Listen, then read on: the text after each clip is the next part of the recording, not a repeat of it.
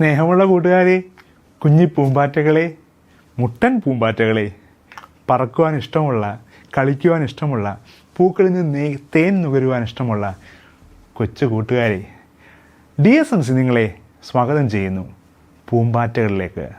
Welcome to the പൂമ്പാറ്റകൾ.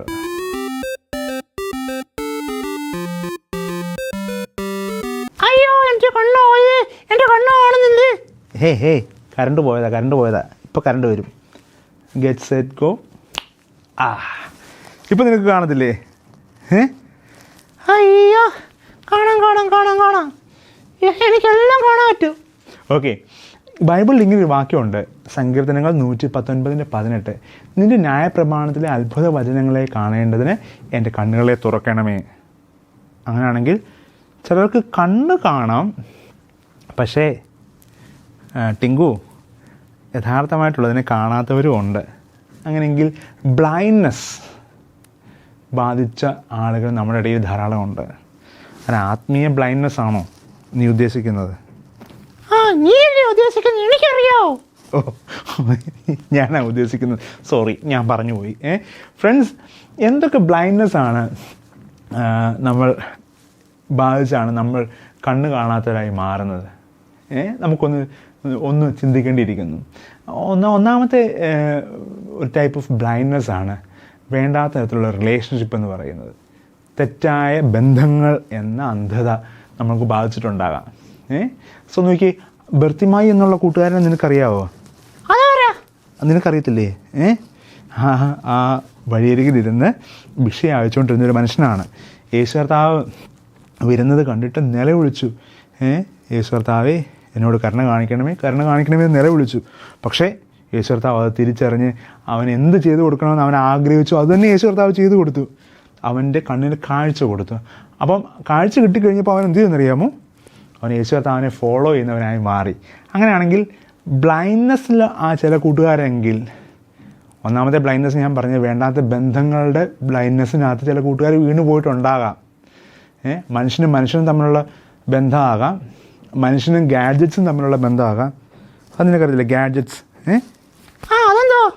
അത് ചില ഉപകരണങ്ങൾ, ചിലപ്പോൾ ഒരു ഫോണാകാം, ചിലപ്പോൾ ടാബാകാം. ചില ഉപകരണങ്ങളുമായിട്ടുള്ള ടോക്സിക് റിലേഷൻഷിപ്പൊക്കെ കൂട്ടുകാർക്കൊക്കെ ഉണ്ടാകാം. അങ്ങനെയൊക്കെ ഉണ്ടെങ്കിൽ കൂട്ടുകാരെ, നമുക്ക് ആത്മീയ അന്ധത ബാധിച്ചിരിക്കുന്നു. അത് നമുക്ക് മാറ്റേണ്ടിയിരിക്കുന്നു.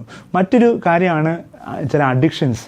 ആസക്തിയല്ലേ വെള്ളമടിക്കുന്ന കാര്യമല്ലേ? അതൊന്നും അല്ല ഞാൻ പറഞ്ഞത്. ചില ഷോപ്പിംഗ്, അതൊരു ബ്ലൈൻഡാണ്. ചുമ്മാ കൂട്ടുകാർ ഷോപ്പ് ചെയ്തുകൊണ്ടേയിരിക്കും. ചില സൈറ്റുകളിൽ പോയി ഷോപ്പ് ചെയ്തുകൊണ്ടേയിരിക്കും. വീട്ടിൽ എല്ലാ ദിവസവും ആ മാമന്മാർ വരും. വലിയ ബാഗൊക്കെ പുറകെ തൂക്കിയിട്ടുള്ള മാമന്മാർ. എന്ന് ഷോപ്പിങ്ങാണ്. ചില കൂട്ടുകാർക്ക് ഷോപ്പിംഗ് അഡിക്ഷനാണ്. ചില കൂട്ടുകാർക്ക് സൈബർ അഡിക്ഷൻസ് ഉണ്ട്. സോ ഏത് തരത്തിലുള്ള അഡിക്ഷനാണ്. ചില കൂട്ടുകാർക്ക് സബ്സ്റ്റൻസിൻ്റെ അഡിക്ഷനുണ്ട്.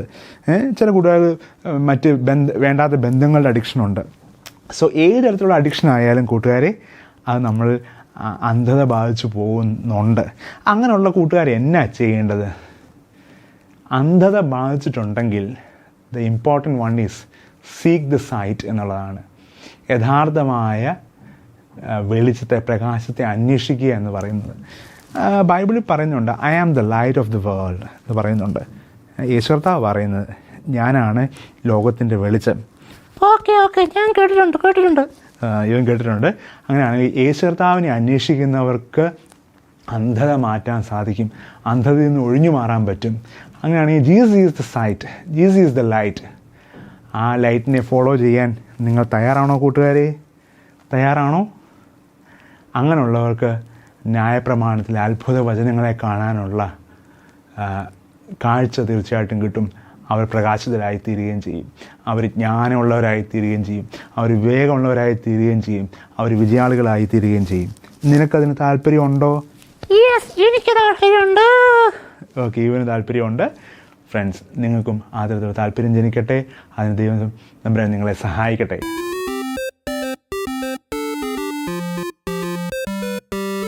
കൂട്ടുകാരെ, ഇന്നൊരു ബൈബിൾ സൂപ്പർലേറ്റീവ് എന്ന് പറയുന്ന ഒരു ഗെയിമാണ് നമ്മൾ ചെയ്യാൻ പോകുന്നത്. സോ ഇതൊരു ഗസ് വർക്ക് ഗെയിമാണ്. സോ നിങ്ങളുടെ ഡിവൈസിന് മുമ്പിലിരുന്ന് ഒന്ന് ഗസ് ചെയ്യണം. പക്ഷെ ഞാൻ അതിൻ്റെ ആൻസറും പറയും.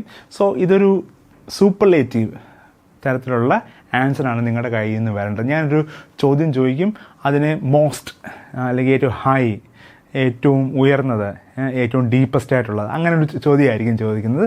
നിങ്ങൾ ബൈബിളിൽ നിന്ന് ചുമ്മാ ഗസ് ചെയ്യുക പക്ഷേ അതിൻ്റെ എൻ്റെ കയ്യിലൊരു ആൻസറും ഞാൻ നിങ്ങളോട് പറയും. സോ നിങ്ങളത് ഐഡൻറ്റിഫൈ ചെയ്ത് കറക്റ്റ് ആണെങ്കിൽ പറയുന്നതെങ്കിൽ നിങ്ങൾക്ക് ഒരു മാർക്ക് കിട്ടും. സോ നിങ്ങളുടെ പോയിന്റ് നിങ്ങൾ തന്നെ കൗണ്ട് ചെയ്തോണം. ഓക്കെ, റെഡി ആണല്ലോ? സോ ബൈബിൾ സൂപ്പർലേറ്റീവിൽ 15 seconds കൗണ്ട് ഡൗൺ ഉണ്ട് നിങ്ങൾക്ക് അതിൻ്റെ ആൻസർ ഒന്ന് തിങ്ക് ചെയ്ത് കണ്ടുപിടിക്കാൻ. 15 seconds കഴിയുമ്പോൾ ഞാൻ ആൻസർ പറയും. ആൻസർ പറയുമ്പം നിങ്ങൾ കറക്റ്റായിട്ടുള്ളതാണ് ഗസ് ചെയ്തതെങ്കിൽ വേണമെങ്കിൽ ഒരു പേപ്പറിൽ എഴുതി വെച്ചു നിങ്ങൾ. അങ്ങനെയെങ്കിൽ നിങ്ങൾക്ക് ഒരു പോയിന്റ് കിട്ടും. ഒരു വീട്ടിൽ 2 പേരുണ്ടെങ്കിൽ ആരാണ് ഏറ്റവും കൂടുതൽ പോയിന്റ് കിട്ടുന്നത് നോക്കാം.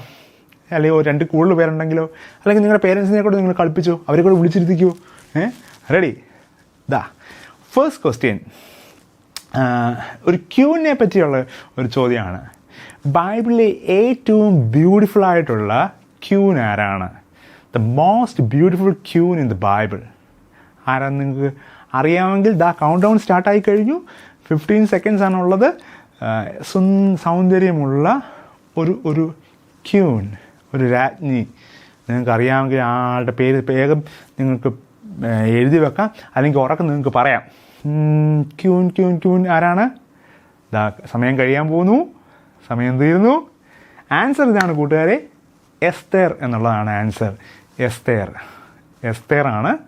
So beautiful queen in the Bible എന്ന് പറയുന്ന ഒരു ബൈബിൾ സൂപ്പർലേറ്റീവ് ആയിട്ടുള്ളൊരു ഗസ് ആൻസർ എന്ന് പറയുന്നത്. റൈറ്റ്, അടുത്ത ചോദ്യം നിങ്ങൾക്ക് കണ്ടുപിടിക്കാം. കുറേ ക്യാരക്ടേഴ്സിൻ്റെ ചിത്രം നിങ്ങളുടെ മനസ്സിൽ ഇങ്ങനെ വരണം. രണ്ടാമത്തെ ചോദ്യം ഇതാണ്, the tallest man in the Bible, ഏറ്റവും നീളം കൂടിയ വ്യക്തി. ചുമ്മാ ഒരു ഗസ്, ഒരു ഫൺ ഗസ്സാണ് നിങ്ങൾ ചെയ്യേണ്ടത്. ആരാണ് അങ്ങനത്തെ ആൾ? ടൈം ദാ പോയിക്കൊണ്ടിരിക്കുന്നതാണ്. സോ നിങ്ങൾക്ക് ഏറ്റവും പെട്ടെന്ന് മനസ്സിൽ തോന്നുന്ന ഉത്തരം ആരാന്ന് പറയാം. നീളമുള്ള ഒരു ജയൻറ്റ് മാൻ, ടോളസ്റ്റ് മാൻ, ബൈബിൾ മാനാണ്, ഒരു പുരുഷനാണ് നിങ്ങൾ എഴുതേണ്ടത്.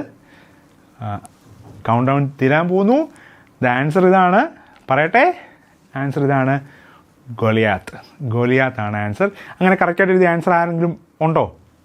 ഉണ്ടെങ്കിൽ ഒരു തംസപ്പും ഒരു ഹൈഫൈ കൊടുത്തോ അങ്ങോട്ടും ഇങ്ങോട്ടും. Very good. തേർഡ് ക്വസ്റ്റ്യൻ, മൂന്നാമത്തെ ചോദ്യം ഇതാണ്, ഏറ്റവും സ്ട്രോങ്ങസ്റ്റ് ആയിട്ടുള്ള മാൻ ആരാണ്? One of the strongest man in the bible ആരാണ്? കമോൺ, സൂപ്പർലേറ്റീവ് ചിന്തിക്കുക. സ്ട്രോങ് ആയിട്ടുള്ള ബൈബിളിൽ ആരാണ്? പാറയെ അടിച്ചപ്പോൾ വെള്ളം വന്ന ആളുണ്ട്, പിന്നെ അങ്ങനെ കുറേ ആൾക്കാരുണ്ട്. സ്ട്രോങ് ആയിട്ടുള്ള ആൾക്കാരാണ്. ഒരു ചെറിയ എല്ലുകൊണ്ട് കൊന്ന ആളുണ്ട്. ആരാ സ്ട്രോങ്ങസ്റ്റ് ആയിട്ടുള്ള ആൾക്കാർ? അങ്ങനെയൊക്കെ ബൈബിളിലുണ്ട്. ആരാ നിങ്ങൾ കണ്ടുപിടിച്ചോ? കൗണ്ട് ഡൗൺ തീരാൻ പോകുന്നു. ആൻസർ ഇതാണ്, സാംസൺ എന്നുള്ളതാണ്, ഷിംഷോൻ എന്നുള്ളതാണ് ആൻസർ. അങ്ങനെ നിങ്ങൾ ആരെങ്കിലും ഗസ് ചെയ്തിട്ടുണ്ടെങ്കിൽ നിങ്ങൾക്ക് തീർച്ചയായിട്ടും ഒരു പോയിന്റ് കിട്ടും. Very good. റൈറ്റ്, അടുത്ത ചോദ്യം, നാലാമത്തെ ചോദ്യം ഇതാണ്, most doubtful disciple in the bible. സംശയാലുവായ യേശു കർത്താവിൻ്റെ ശിഷ്യനാണ്. ഏറ്റവും സംശയാലുവായ ശിഷ്യനാരാണ്? Most doubtful disciple in the bible. So count down പോകുന്നുണ്ട്. സോ നിങ്ങൾക്കൊരു യേശു കർത്താവിൻ്റെ ശിഷ്യന്മാരുടെ മുഖം എല്ലാം ഇങ്ങനെ പറഞ്ഞത്, അതിനകത്ത് സംശയമുള്ള ആളാരായിരുന്നു? അന്ത്രയോസ് ആണോ അതോ യൂദയാണോ? നിങ്ങൾ കണ്ടുപിടിച്ചോ? ആൻസർ ഇതാണ്. ടൈം കഴിയുന്നു.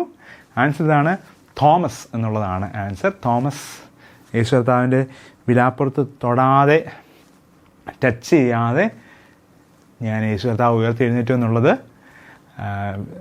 വിശ്വസിക്കത്തില്ല എന്ന് പറഞ്ഞ് യേശു കർത്താവിൻ്റെ ശിഷ്യനാണ്. എന്നാൽ സഭയെ പണിത വലിയ മനുഷ്യനായി മാറി ആര്? തോമസ്. അങ്ങനെയാണെങ്കിൽ തോമസ് ആണ് most doubtful disciple in the Bible എന്ന് പറയുന്നത്. ലാസ്റ്റ് ക്വസ്റ്റ്യൻ, യേശു കർത്താവിൻ്റെ ഒരു മോസ്റ്റ് ഡിസ്ലോയൽ ഫ്രണ്ട്, ലോയൽ അല്ലാത്ത ഒരു ഫ്രണ്ട് ആരാണ് യേശു കർത്താവിൻ്റെ? യേശു കർത്താവിൻ്റെ ഡിസ്ലോയൽ ഫ്രണ്ട് ആരായിരുന്നു എന്നുള്ളതാണ് കണ്ടെത്തേണ്ടത്. യേശു കർത്താവിനോട് നന്നായിട്ട് പെരുമാറാഞ്ഞ ഒരു ശിഷ്യൻ ആരാണ്? കണ്ടുപിടിക്കാൻ പറ്റുന്നുണ്ടോ? ഉണ്ടെങ്കിൽ നിങ്ങൾക്ക് എഴുതാം, അല്ലെങ്കിൽ ഉറക്കെ പറയാം. ആൻസർ പറയാം. ആൻസർ ഇതാണ്, യൂദ എന്നുള്ളതാണ്. യൂദ. അഞ്ചാമത്തെ ക്വസ്റ്റ്യൻ ആയിരുന്നു. Last question, one more question നിങ്ങളോട് ചോദിക്കാം. ലാസ്റ്റ് ക്വസ്റ്റ്യൻ ഇതാണ്, most travelled missionary from the Bible. ബൈബിളിൽ നിന്ന് ഏറ്റവും ട്രാവൽ ചെയ്ത മിഷണറി ആരായിരുന്നു? ആൻസർ നിങ്ങൾക്ക് അറിയാമെങ്കിൽ വേഗം എഴുതിക്കോ. Most travelled missionary from the bible ആരാണ്? കൗണ്ട് ഡൗൺ തീരാൻ പോകുന്നു. ആൻസർ ഇതാണ്, പൗലോസ് എന്നുള്ളതാണ്. പൗലോസിൻ്റെ മിഷണറി യാത്രകളെപ്പറ്റി നമ്മൾ ഒരുപാട് ബൈബിളിൽ വായിക്കാറുണ്ട്. അതുകൊണ്ടാണ് most travelled missionary from the Bible എന്ന് പറയുന്നത് പൗലോസായി മാറാൻ കാരണം. ഫ്രണ്ട്സ്, നിങ്ങൾക്ക് ഇതുപോലുള്ള ജോയ്ഫുൾ ടൈം തീർച്ചയായിട്ടും DSMC ഒരുക്കുന്നുണ്ട്. Department of Sacred music and communications തീർച്ചയായിട്ടും അതിനുള്ള വേദി, കുഞ്ഞുങ്ങളെ എൻ്റർടൈൻമെൻറ്റ് ചെയ്യുന്നതിനുള്ള വേദികൾ ഒരുക്കുന്നു. എല്ലാ വ്യാഴാഴ്ചയും വൈകുന്നേരം 5 മണിക്ക്. അടുത്ത ആഴ്ച വരാൻ മറക്കരുതേ. പൂമ്പാറ്റകളെ, ബൈ.